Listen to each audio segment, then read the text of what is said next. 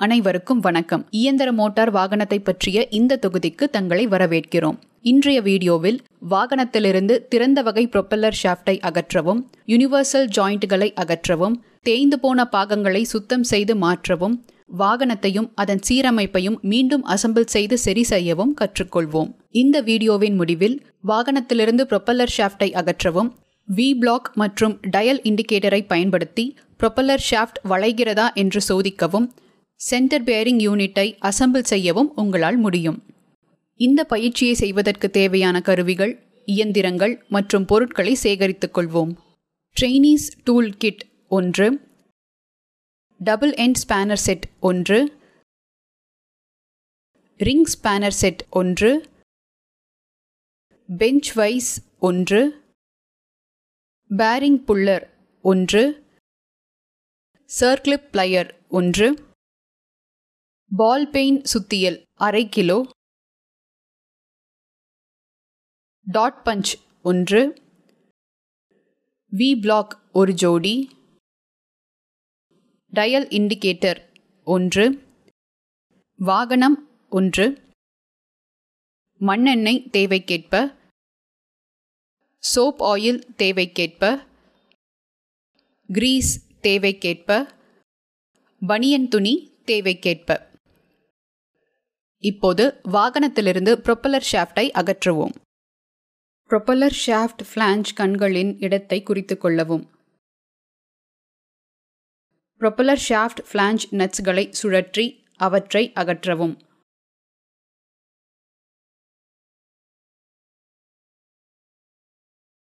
பின்புற ப்ரொப்பல்லர் ஷாஃப்டை அகற்றவும்.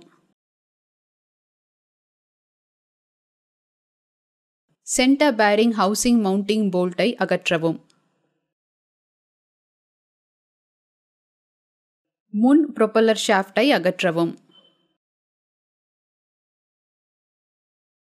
சிறப்பு கருவியை வைஸில் பொருத்தி ப்ரொப்பல்லர் ஷாஃப்ட் ஃபிளாஞ்சை லாக் செய்யவும்.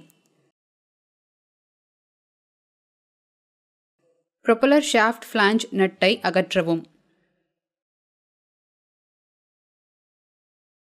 சென்டர் பேரிங்கை பிடிக்க பேரிங் புல்லரை பொருத்தி ப்ரொப்பல்லர் ஷாஃப்டிலிருந்து பேரிங் வெளியே வரும் வரை புல்லர் சென்டர் போல்ட்டை இறுக்கவும். ஸ்பேசர் ரிங்கை அகற்றவும்.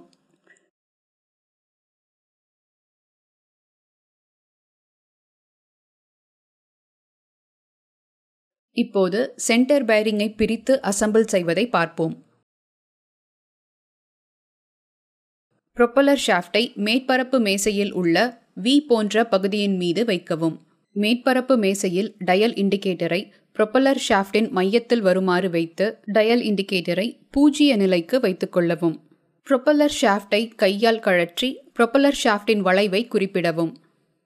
அதன் வளைவு குறிப்பிட்ட வரம்பை விட அதிகமாக காணப்பட்டால் ஷாஃப்டை நேர் செய்யவும் அல்லது மாற்றவும். ஸ்பேசர் ரிங்கை சென்டர் பேரிங் பிராக்கெட்டில் மாட்டவும்.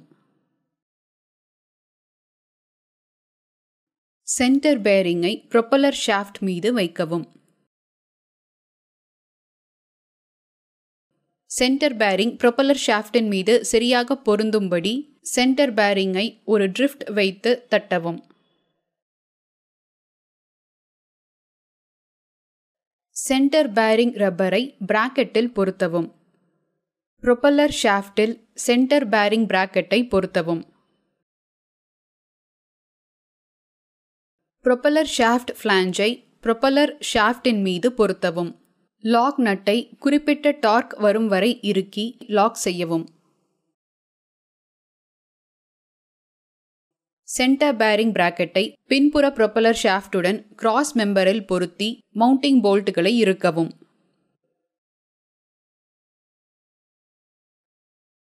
ப்ரொப்பல்லர் ஷாஃப்டை டெயில் பினியன் ஃபிளாஞ்சுடன் இணைத்து மவுண்டிங் நட் மற்றும் போல்ட்டுகளை இறுக்கவும். முன் ப்ரொப்பல்லர் ஷாஃப்ட் ஃபிளாஞ்சை கியர் பாக்ஸ் ஃபிளாஞ்சுடன் இணைத்து மவுண்டிங் நட்ஸ் மற்றும் போல்ட்டுகளை இறுக்கவும்.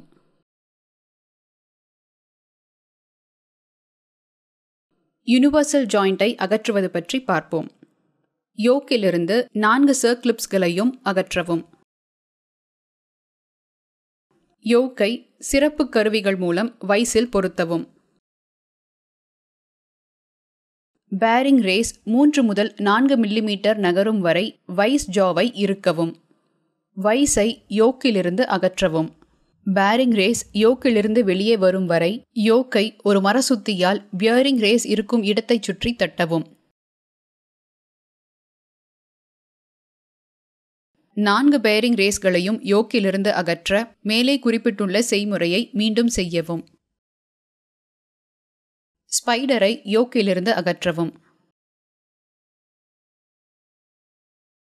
ப்ரொப்பல்லர் ஷாஃப்ட் யோக்கை மரசுத்தியால் தட்டுவதன் மூலம் ஸ்லிப் ஜாயிண்ட் வாக்கிங் கேப்பை தளர்த்தவும்.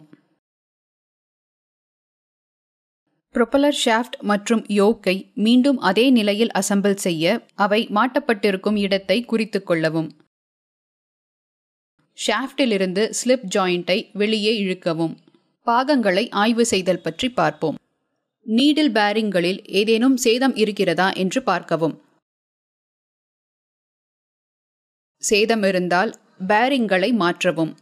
ஸ்லிப் ஜாயிண்டின் யோக் ப்ரொப்பல்லர் ஷாஃப்டின் மீது சுலபமாக நகர்கிறதா என்று சரிபார்க்கவும். அனைத்து நீடில்களும் பேரிங் கப்பில் வைக்கப்பட்டுள்ளதா என்று சரிபார்க்கவும். நீடில்களில் ஏதேனும் இல்லை என்றால் அவற்றிற்கு இடையில் ஒரு இடைவெளி இருக்கும். ஒரு யூனிவர்சல் ஜாயிண்டை அசெம்பிள் செய்து ப்ரொப்பல்லர் ஷாஃப்டை வாகனத்திற்கு மீண்டும் பொருத்துவதை பார்ப்போம். ஸ்பைடரை யோக்கின் மீது வைக்கவும். பேரிங்கை ரீடெய்னருடன் சேர்த்து யோக்கின் எதிர்ப்புறத்தில் 3 முதல் 4 மில்லிமீட்டர் வரை வைக்கவும். ஒரு ஃபிளாட் டிஸ்டன்ஸ் பீஸை பேரிங் ரேஸின் மீது வைத்து அது யோக்கில் சரியாக பொருந்தும் வரை தட்டவும். இதே செய்முறையை செய்து எல்லா பேரிங்கையும் பொருத்தவும். எல்லா பேரிங்கிலும் சர்க்ளிப்ஸை பொருத்தவும். யோக் மற்றும் ஷாஃப்டில் குறிப்பிட்டுள்ள அடையாளத்தை பொருத்தி ஸ்லிப் ஜாயிண்டை ப்ரொப்பல்லர் ஷாஃப்ட் மீது நகர்த்தவும். ஸ்லிப் ஜாயிண்ட் லாக்கிங் கேப்பை இறுக்கவும். முன் மற்றும் பின்புறத்தில் டர்ட் பூட்டை பொருத்தவும். ப்ரொப்பல்லர் ஷாஃப்டை வாகனத்தில் மீண்டும் பொருத்தவும். குறிப்பிட்ட டார்க்கில் ஷாஃப்டின் மவுண்டிங் போல்ட்டுகளை இறுக்கவும். ப்ரொப்பல்லர் ஷாஃப்ட் உற்பத்தியாளர்கள் யோக் மற்றும் ஷாஃப்ட் இரண்டிலும் குறியீடுகளை வழங்கியிருப்பார்கள். அந்த குறியீடுகள் நேர்கோட்டில் வைக்கப்பட்டுள்ளதா என்று உறுதி செய்து கொள்ளவும். இந்த வீடியோவில் வாகனத்திலிருந்து ப்ரொப்பல்லர் ஷாஃப்டை எப்படி அகற்றுவது, வி பிளாக் மற்றும் டயல் இண்டிகேட்டரை பயன்படுத்தி ப்ரொப்பல்லர் ஷாஃப்ட் வளைந்திருக்கிறதா என்று எப்படி சோதிப்பது மற்றும் சென்டர் பேரிங் யூனிட்டை அசெம்பிள் செய்வது பற்றி பார்த்தோம். இந்த பதிவை பற்றி உங்களுக்கு தெளிவான புரிதல் இருக்கும் என்று நம்புகிறேன். அனைவருக்கும் நன்றி. அடுத்த வீடியோவில் சந்திப்போம்.